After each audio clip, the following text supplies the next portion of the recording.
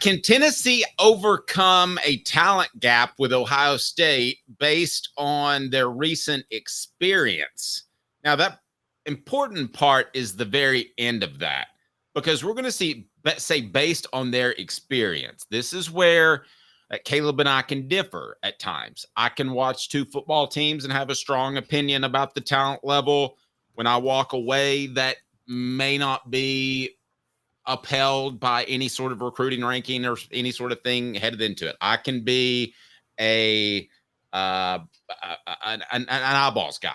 I can be an eyeball test guy. So I can get myself in trouble that way too, Caleb. Whereas when we talk about this Ohio State program, you say based on experience that the Vols have a significant talent gap. Why do you say that? Yes, and this is where the talent gap versus morale, culture, and experience are going to weigh against each other. Ohio State, if you go back to the 247 Sports 2024 college football team talent composite, they basically just ranked the teams based on the number of 5 stars, 4 stars, 3 stars, 2 stars, 1 stars, whatever they have on the team. Ohio State's number 3, just behind Alabama and Georgia. And actually, if you really look at it, they're right on Georgia's level. They were only slightly behind Alabama. Which is funny because Alabama didn't make the college football playoff. Tennessee, though, is all the way down at number 17. So on paper, Tennessee has a significant talent disadvantage facing Ohio State, and they are visiting Ohio State. Now, there's some good news.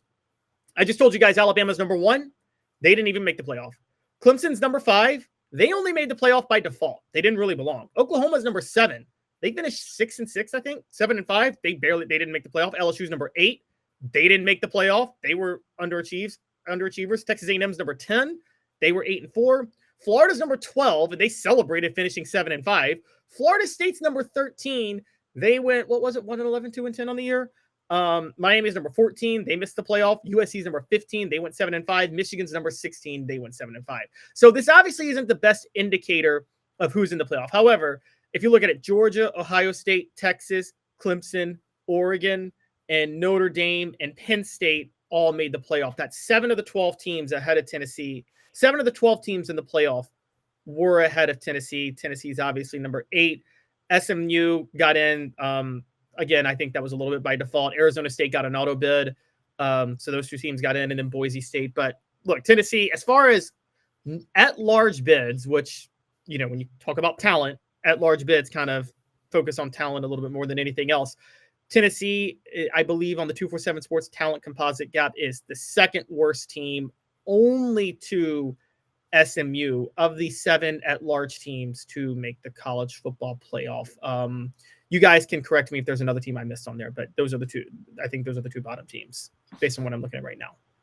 Okay, bank on it. There is not a substantial difference in talent between Tennessee and Ohio State, and I'll tell you why. I brought to you by Commercial Bank, member FDIC, life made better.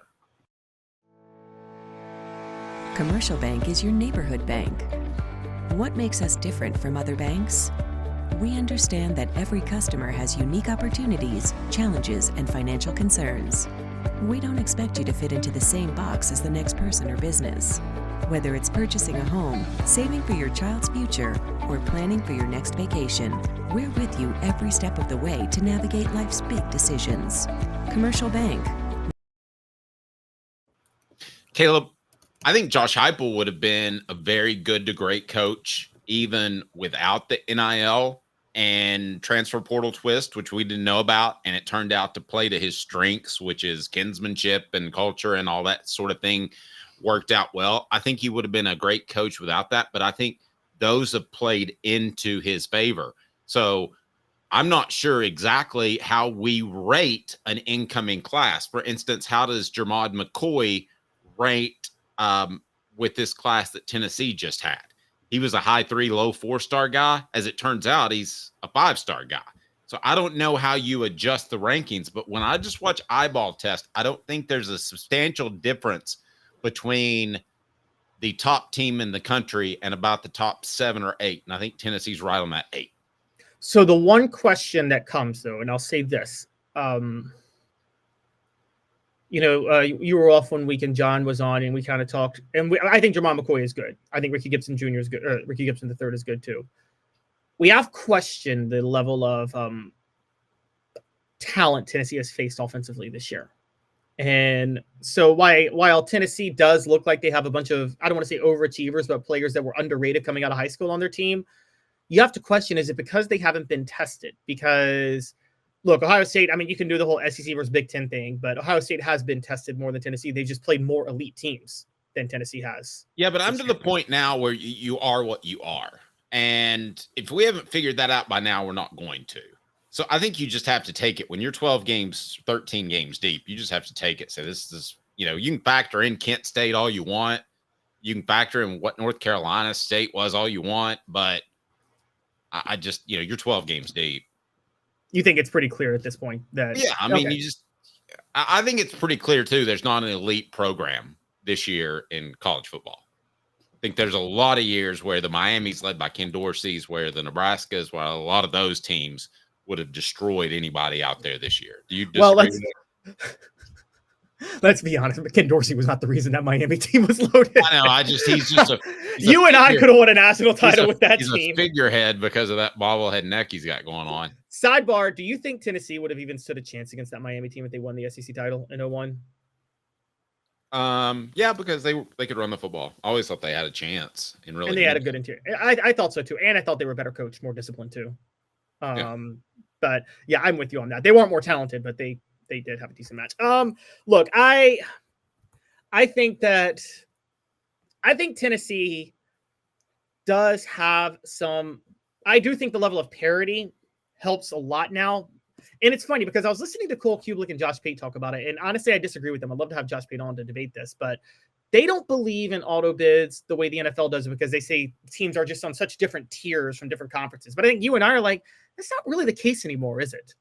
They're like, yes, the SEC is the toughest conference and the Big Ten is the toughest conference, but like in terms of talent gaps, because of the transfer portal, you're much closer to the NFL now with all 12 playoff teams, aren't you?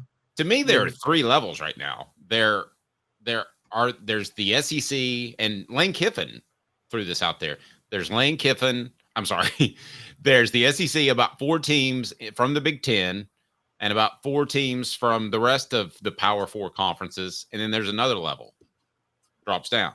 And then, in my opinion, there's another level down below that, the North Carolina states. To me, there are 4 right now very clear levels of college football in what is supposed to be the bowl championship series, or still supposed to be technically the bowl BCS. Caleb, I think how many do you see? 2, 3? See, I see 3 tiers, but I feel like in certain tiers, there could be good teams that compete with the lower teams in the other tiers. Like, I think, like, for instance, like, we're now at a level where, and I can't believe I'm saying this, but we're now at a level where, like, Boise State, who just won the Mountain West, on a good day, might put up a scare against an SEC team, an elite SEC team. I think, which that wouldn't have been the case in a college football playoff setting 10 years ago. With that in mind, I think Tennessee's much closer to Ohio State's level. And I think the difference in these type of games between Tennessee and Ohio State, and Dave, you've covered the NFL playoffs before. Can I say this? The mentality becomes more important than actual talent in the playoffs, right? Because NFL playoff teams are so evenly matched. Your mental makeup. Very true. It's very true. Those Ravens Titans games I covered, the Ravens walked into that game knowing they were going to win. The Titans kind of hoped maybe they'd win. Yeah, and Eddie George was scared to death of getting touched by Ray Lewis. Yeah, fingers crossed. No, I definitely remember that game and several of those games. But Tennessee has the mentality advantage, by the way. Yeah, it's interesting to me that going back to the original concept, when you hire Josh Heupel, you're hiring him in part because of the offensive approach, right? Let's face it. I mean, Danny White can crow about offense and he can talk about dig routes and all that stuff, but we know ultimately the offense is coming from Josh Heupel. The offense is coming from the coaches. We all know that, right? So if you would have told Danny White in 2021 that, hey, that guy that you hired, really, he's not going to have nearly the impact on offense, which is why you hired him, because all these coaches talk now, and that impact is only going to last 1 year, about 2022, and that's the only big, huge impact you're going to get off the wonderkin offensive genius. Danny White would have been sick. He would have been like, who did I just hire? But in retrospect, you look at it and it's even a better hire because of the culture that Tennessee is able to build and will be more bountiful long term. I believe that no matter what happens Saturday in Columbus, Caleb. Yeah, no, I totally agree. I think that's the thing. We knew Josh Heupel had a good offensive system. We didn't realize how good of a culture he had actually developed at Tennessee, and players want to play for him. And it's funny because like, I think he came close to losing the team a couple of times. I've told you, I thought he actually lost the team for a minute when he picked Joe Milton to start over Hendon Hooker in 2021. You've told me, some people I've talked to have told me that like the team wanted Hendon Hooker from the start as the starter. So picking Joe Milton really upset a lot of them. But to win them so put it this way, to win them back after something like that really speaks to how Josh Heupel runs a solid program. And I think Josh Heupel, it's weird. All coaches are typically former players, but Dave, tell me if I'm right on this. Former coaching as a guy who played in the 60s, coaching players playing in the 90s, doesn't seem like he related as well to his players as Josh Heupel as a former player relates to his players. It seems like there's less of a generational gap between coaches and players now. I disagree. I think it's very similar. Really? Yeah. Like Fulmer seemed like so like I don't know. He seemed like he had opposite interests of the players in the 90s. I can remember him saying to Eric Ainge, I can remember him say it was an off week, and he said, Vicky's out and gone. I'm batching it this weekend. Like, being a bachelor, they weren't, doing anything crazy. He said, come on by. Yeah. No, he really got along with his players. Do you think, okay, how about this? Do you think Philip Fulmer knew the rap artist his players were listening to? Probably not. I bet Josh Heupel knows the ones his players are listening to. I don't think so. You don't think so? I bet he does.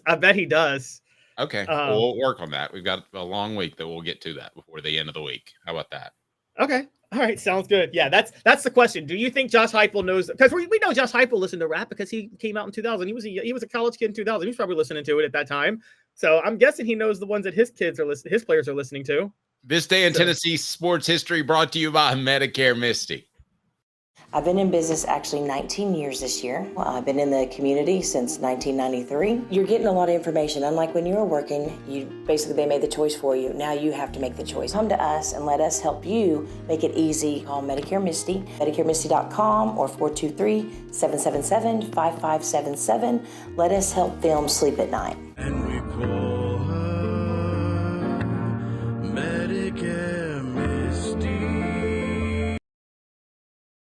Hey, before we get to this day in Tennessee sports history, let me ask you this. How many programs, to wrap up this topic, do you think right now have the talent that you have to win a national championship? Dave, I used to say only like 5 to 10. I think, honestly, 30. I think 30 programs have the talent. I think a lot of it comes down to culture, chemistry, and coaching now, more than it does actual just raw talent. And I mean, I've come to believe that a lot more. I mean, like I said, yeah, it's the mentality in the NFL.